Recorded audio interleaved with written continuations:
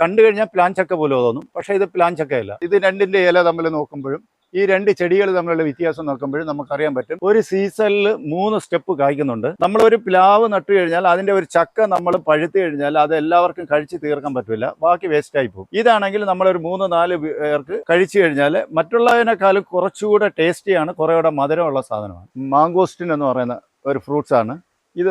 ഇപ്പോൾ ഇവിടെ കായുണ്ട്. ഇപ്പോൾ കഴിഞ്ഞ ആഴ്ച ഒരു 40 കിലോ ഇതിൽ നിന്ന് പറിച്ചിട്ടുണ്ട്. അതിൻ്റെ കുഞ്ഞ് ഇപ്പോൾ ഒരു സീസൺ ഇല്ലാതെ രണ്ടാമത്തെ സീസൺ കായ്ക്കുന്നുണ്ട്.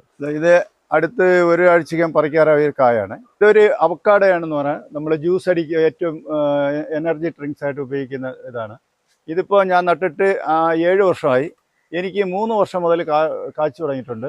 ഒരു വർഷത്തിൽ 2 തവണ സീസണിൽ കായ്ക്കുന്നുണ്ട്. ഹൈ റേഞ്ച് മേഖലയിൽ മാത്രമേ കായ്ക്കുള്ളൂ എന്നാണ് ഇവിടെയുള്ള നഴ്സറിക്കാരും കർഷകരും പറയുന്നത്.